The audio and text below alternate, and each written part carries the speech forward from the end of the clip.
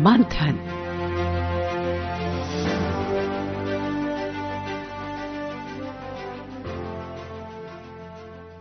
ये आकाशवाणी है। प्रस्तुत है कार्यक्रम मंथन। इसके अंतर्गत सुनिए इंडिया एआई इम्पैक्ट शिखर सम्मेलन 2026 पर चर्चा। इसमें भाग ले रहे हैं एआई विशेषज्ञ प्रसून शर्मा और पत्रकार संतोष पाठक। नमस्कार। भारत में 20 से अधिक राष्ट्राध्यक्षों, 60 से अधिक मंत्री और 500 से अधिक वैश्विक एआई अग्रणी जो कंपनियां हैं वो एकत्रित हुई है। भारत के लिए एक बड़ा अवसर है। और आखिर क्या है ये आर्टिफिशियल इंटेलिजेंस समिट, यानी एआई को लेकर जो समिट हो रहा है, इसका फायदा क्या होगा भारत को, और वैश्विक स्थिति पर यानी वर्ल्ड ऑर्डर में भारत किस तरह से एक नई भूमिका अपनी चिन्हित कर चुका है और उसको निभाने को तैयार है। हमारे साथ बातचीत करने के लिए जुड़ रहे हैं प्रसून शर्मा जी। शर्मा जी, आपका बहुत बहुत स्वागत है।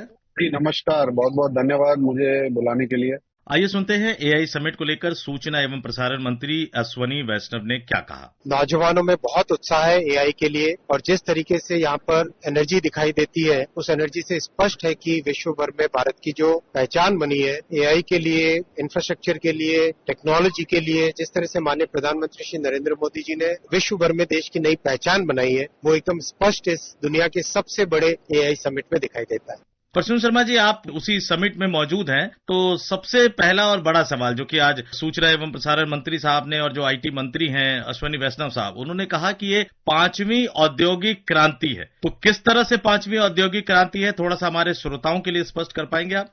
एआई एक बहुत बड़ा इकोसिस्टम है जो आपके हर लाइफ के हर क्षेत्र को टच करेगा, चाहे वो आपकी डेली लाइफ हो, जैसे आप किसी चीज को खरीदने के लिए पेमेंट करते हैं, या आप किसी चीज को सीखने के लिए ऑनलाइन कोर्सेज लेते हैं, या अगर आप फार्मर हैं, कृषि क्षेत्र से हैं, तो आप किसी चैटबॉट या अपने मोबाइल से अपने बीज के बारे में, अपने सॉइल के बारे में जानना चाहते हैं, तो ये लाइफ के हर जो आयाम है उसको टच करेगा और ये पूरी तरह से उसे बदलने की क्षमता रखता है, कैपेबिलिटी रखता है। इसलिए ही हमारे माननीय मंत्री जी ने कहा है कि ये पूरा टेक रेवोल्यूशन है, और भारत उसमें अग्रणी इसलिए है क्योंकि हम ना सिर्फ इसको यूज कर रहे हैं, हम इसके लिए नई एप्लीकेशंस बिल्ड कर रहे हैं। जैसे हमारे प्रधानमंत्री ने जब ये एक्सपो का उद्घाटन किया तो उन्होंने अपने जो भारत में बने एलएलएम्स है, लार्ज लैंग्वेज मॉडल्स है, सर्वम करके, उसको विजिट किया। और बाकी जो हमारे जैसे इंडिया स्टैक, एनर्जी स्टैक, जो भारत ने अपने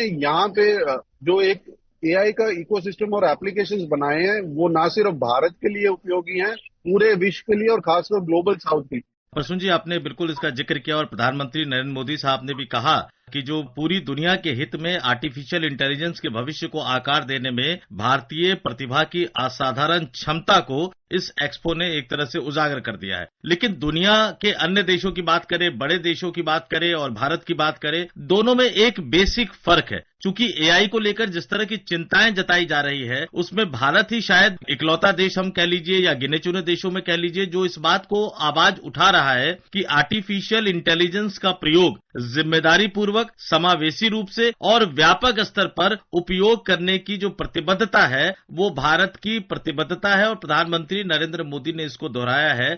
ये कितना जरूरी है कि आप आर्टिफिशियल इंटेलिजेंस का उपयोग तो करें, लेकिन जिम्मेदारी पूर्वक करें, सावधानी पूर्वक करें। ये कितना महत्वपूर्ण संदेश हम न केवल भारत के लोगों को दे रहे हैं बल्कि दुनिया के लोगों को भी दे रहे हैं। जी, ये बहुत महत्वपूर्ण आयाम है। और भारत ने टेक्नोलॉजी क्षेत्र में जो डिजिटल पब्लिक इंफ्रास्ट्रक्चर बनाया है, जैसे हमारा यूपीआई है, जैसे हमारा आधार है, तो भारत ने करके भी दिखाया है। हमारा जो यूपीआई है, तकरीबन पूरी विश्व की जो ट्रांजैक्शन हो रही है उसका 50% ट्रांजैक्शन का जो कंट्रीब्यूशन है यूपीआई से आ रहा है। वो कैसे आ रहा है? जब आप एक सिस्टम से इतनी बड़ी पॉपुलेशन लेन देन कर रही है, वो बिना ट्रस्ट के हो ही नहीं सकता। तो भारत ने ये करके दिखाया है, और उसी को आगे बढ़ाते हुए हमारे प्रधानमंत्री ने कहा है कि ना सिर्फ कहा है, हम उनको पूरे विश्व को दिखा भी रहे हैं कि ये कैसे हो सकता है। हमने हेल्थ के क्षेत्र में यहाँ जितने 600 प्लस स्टार्टअप्स हैं, वो कुछ हेल्थ बेस्ड एआई का सॉल्यूशन कर रहे हैं। जैसे एक स्टार्टअप है जो हमारी आयुर्वेद है, आयुर्वेद में जब हम नस से अपनी बीमारियां जानते हैं तो उसको ट्रांसलेट डिजिटली करके हमारे वैद्य को कैसे बनाने, तो हम ये रियल एप्लीकेशन लगा के उसके आउटकम दिखा के पूरे विश्व को यहाँ दिखा रहे हैं कि एक सोशल इंक्लूजन, ट्रस्टेड एनवायरनमेंट के साथ एआई कितना बड़ा और कितना स्मूथ डेवलपमेंट कर सकता है। ना सिर्फ जो पढ़े लिखे हैं, वो भी ऐसे जो सिर्फ साक्षर है और जिनके पास सिर्फ मोबाइल है, वो मोबाइल से अपनी भाषा में बात करके, चाहे वो किसान हो, चाहे वो छोटे एमएसएमईज हो, वो इसका लाभ उठा सकते हैं। बिल्कुल प्रसून जी, और इसके कई जो महत्वपूर्ण आयाम है उस पर भी हम थोड़ा सा एक एक करके चर्चा करेंगे। युवाओं के लिए, रोजगार के लिए, इन्वेस्टमेंट के लिए। तो सबसे पहली बात, ये अश्वनी वैष्णव साहब ने भी कहा है कि 200 अरब डॉलर से अधिक का निवेश। तो ये निवेश कैसे आएगा और इस निवेश को हम ग्राउंड पर कैसे उतारेंगे? चूंकि लाखों छात्रों ने रजिस्ट्रेशन इस कार्यक्रम के लिए किया है, तो वो इन्वेस्टमेंट कैसे ग्राउंड पर उतरेगा और लाखों छात्र छात्राओं का, ये जो हमारी यंग जनरेशन है, उसका किस तरह से फायदा होगा इस समिट के जरिए?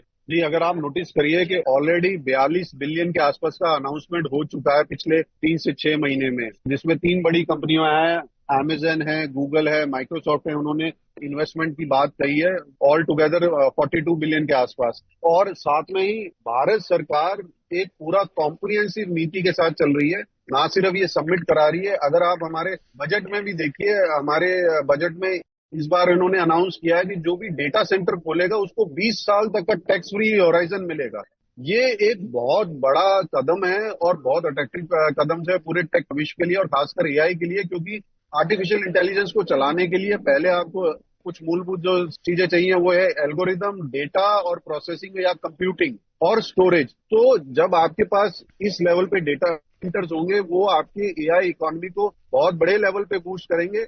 और रही बात, आपने कहा युवाओं के लिए, भारत दुनिया का टॉप 3 एआई कंज्यूमर बन चुका है और भारत में तकरीबन दुनिया का 15% एआई टैलेंट ऑलरेडी है और आने वाले सालों में वो 2 गुना होने वाला है। तो ये ऑलरेडी दर्शाता है कि हमारे पास एक बहुत बढ़िया टैलेंट पूल है, हमारे पास अपना मार्केट भी है, हमारे पास अपना प्लेटफॉर्म भी है जिसमें हम रियल एप्लीकेशंस करके दिखा रहे हैं। यहाँ जो 600 से प्लस स्टार्टअप्स हैं, वो सिर्फ रिसर्च या सिर्फ एक्सपेरिमेंट नहीं दिखा रहे हैं, वो रियल लाइफ में कैसे उन्होंने इंप्लीमेंट किया है। जैसे एआई बेस्ड एप्लीकेशन है जो चलती मशीनों में फॉल्ट डिटेक्ट कर रही है, जो रेलवे और ऑटोमोबाइल सेक्टर में ऑलरेडी काम कर रहे हैं, वो सिर्फ लैब में नहीं बैठे हैं। तो ये ना सिर्फ हमारे बच्चों को, इंटर्न्स को एंगेज कर रहे हैं, बल्कि जो भारत सरकार के जो इनिशिएटिव्स हैं, जैसे उन्होंने एक बहुत बड़ी मात्रा में जीपीयूज प्रोक्योर करके एक्सेस प्रोवाइड किया है, ये भी पूरी दुनिया में एक विलक्षण, मैं कहूँ, प्रोग्राम है जो किसी भी सरकार ने नहीं किया है सिवाय भारत सरकार ने, कि वो इतनी मात्रा में जीपीयूज लेके स्टार्टअप्स और एमएसएमईज को एक्सेस प्रोवाइड करें नॉमिनल फीस पे। तो ओवरऑल ये हमारी एटलीस्ट नेक्स्ट ट्रिलियन जो हमारी जीडीपी पे कंट्रीब्यूशन एआई के थ्रू होगा, एआई के माध्यम के थ्रू होगा। और जो हमारा एआई टैलेंट पूल है वो तकरीबन 30% के आसपास ग्लोबल जो एआई पूल है उसका कंट्रीब्यूशन करेगा। और इसमें हमारे युवाओं को आने वाले टाइम में एआई मॉडलिंग में, डेटा सेंटर्स में और इसके रिलेटेड जो एस्पेक्ट्स हैं जैसे सोलर या रिन्यूएबल एनर्जीज में बहुत सारे अपॉर्चुनिटीज रहेंगे अपना काम करने के लिए भी और एम्प्लॉयमेंट देखने के लिए भी। प्रसून जी, आपने एक बात कही बिल्कुल, और डेटा सेंटर और युवाओं की बात आपने कही, स्टोरेज की क्षमता की बात कही। 2 जो मेजर सेक्टर है, जैसे महात्मा गांधी जी ने भी कहा था कि भारत की आत्मा गांव में बसती है, तो गांव में रहने वाले किसानों को, और सर्विस सेक्टर जो है वो एक बड़ा सेक्टर हो चुका है रोजगार के मामले में और स्वरोजगार के मामले में भी। तो एग्रीकल्चर सेक्टर को यानी किसानों को किस तरह से फायदा होगा, और जो युवाओं का जो रोजगार जो सबसे ज्यादा जो प्रदान करने वाला जो सेक्टर बनता जा रहा है सर्विस सेक्टर, इन दोनों सेक्टरों में किस तरह से एआई का उपयोग या सदुपयोग आने वाले दिनों में फायदा पहुंचा सकता है? उसमें एक और आयाम जुड़ा है, ऑरेंज इकोनॉमी जिसको बोलते हैं, जिसमें कंटेंट क्रिएशन हुआ या ऐसे नॉलेज बेस्ड इकोनॉमी में। तो उसमें मुझे लगता है कि काफी रूरल इंडिया में खासकर जो ओवरऑल इकोसिस्टम है, जैसे भारत सरकार ने यूरोपियन यूनियन के साथ एक बहुत बड़ा एफटीए किया है जिसमें हमारे किसानों के लिए बहुत बड़ी अपॉर्चुनिटीज हैं कि वो अपना सामान जर्मनी, फ्रांस और स्विट्जरलैंड जैसे बड़े मार्केट्स में बेचें। अब ये एक्सेस तो भारत सरकार ने प्रोवाइड कर दिया, पर उस एक्सेस को यूटिलाइज करने के लिए हमारे किसानों को सीखना पड़ेगा कि वहाँ के क्वालिटी स्टैंडर्ड्स कैसे मीट करने हैं, वहाँ के सर्टिफिकेशन कैसे लेने हैं।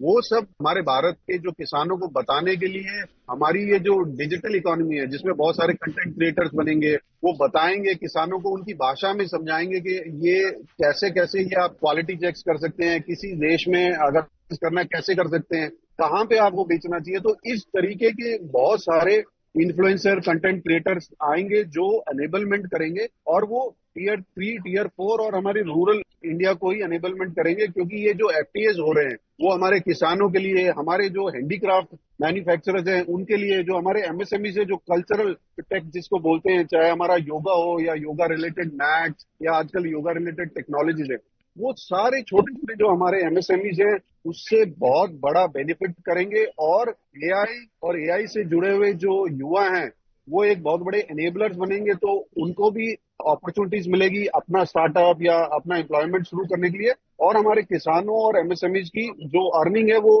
कई गुना बढ़ेगी इस एक्सेस के थ्रू, और टेक्नोलॉजी उसका माध्यम बनेगी। भारत की सबसे जो महत्वपूर्ण जो व्यवस्था है वो हमारी सामाजिक व्यवस्था है। हम देख रहे हैं कि हमारे देश में कई तरह की मांगे उठ रही हैं कि क्या सोशल मीडिया का इस्तेमाल बच्चों पर एक निश्चित आयु से पहले, क्या वो करने से पहले बैन लगा देना चाहिए। तो एआई का बढ़ता प्रयोग और भारत की सामाजिक व्यवस्था में आ रहे बदलाव, इन दोनों के बीच में कैसे संतुलन स्थापित कर सकते हैं, और एआई का फायदा भारत के समाज और भारत की विरासत को मजबूत करने के लिए किस तरह से उठाया जा सकता है। भारत का जो कल्चरल इकोसिस्टम है वो उसकी स्ट्रेंथ भी है, और जो डाइवर्सिटी है वो भी स्ट्रेंथ है।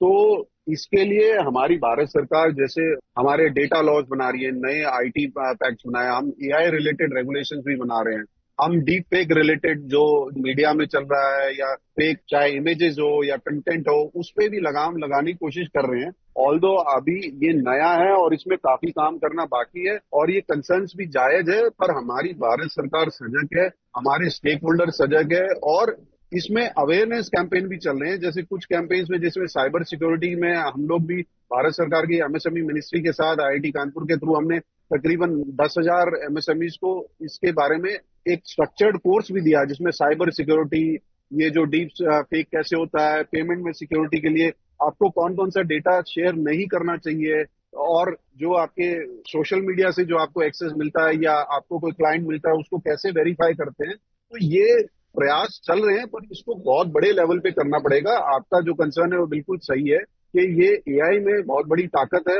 कोई उसे नेगेटिव वे में भी ले सकता है। AI is as a tool, depends के आप जो उसका यूजर है वो उसको किस वे में लेना चाह रहा है। तो उसके लिए हमारी भारत सरकार प्रयासरत है।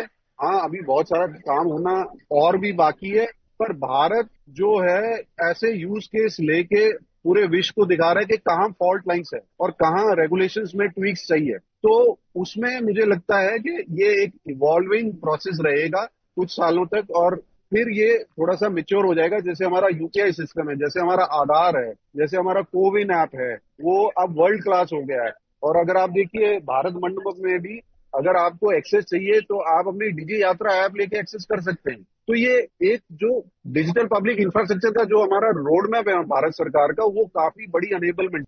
बिल्कुल प्रसून जी, ये जो समिट है वैश्विक स्तर पर भारत को कहाँ खड़ा करता है? टेक्नोलॉजी की दुनिया में ये भारत का बहुत बड़ा ऐतिहासिक कदम रहेगा और काफी समय तक इसको याद किया जाएगा, क्योंकि ना सिर्फ इस यहाँ पे जो राष्ट्राध्यक्ष आ रहे हैं या बड़ी कंपनी के कॉर्पोरेट दिग्गज आ रहे हैं या वहाँ की सरकारों के रिप्रेजेंटेटिव आ रहे हैं, वो यहाँ आके बहुत आश्चर्यचकित हो रहे हैं कि भारत ने कितना काम ग्राउंड पे ऑलरेडी कर रखा है। ना सिर्फ हमारे पास टैलेंट है, हमारे पास रियल वर्ल्ड प्रॉब्लम्स हैं। हम उन प्रॉब्लम्स को सिर्फ रिसर्च ओरिएंटेड लैब्स पे नहीं देख रहे, हम उसमें रियल इम्प्लीमेंटेशन ऑलरेडी कर रहे हैं। और उसके बाद तो उसको सपोर्ट करने के लिए भारत सरकार ने किस तरीका के नए नए प्रोग्राम स्टार्ट कर रखे हैं, चाहे वो स्टार्टअप इंडिया के माध्यम से हो, चाहे वो एमएसएमई के माध्यम से हो, कैसे हैंड होल्डिंग हो रही है। और उसके बाद जो ये हमारा डिजिटल पब्लिक इंफ्रास्ट्रक्चर है वो कितने बड़े लेवल पे एनेबलमेंट कर रहा है इन स्टार्टअप्स को, इन एमएसएमईज को।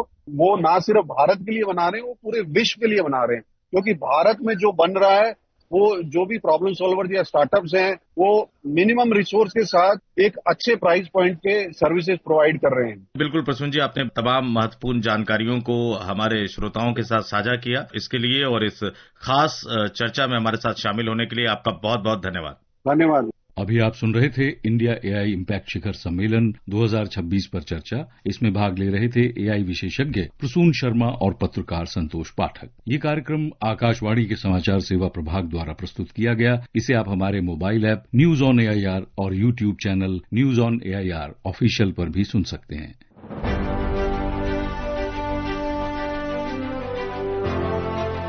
मंथन।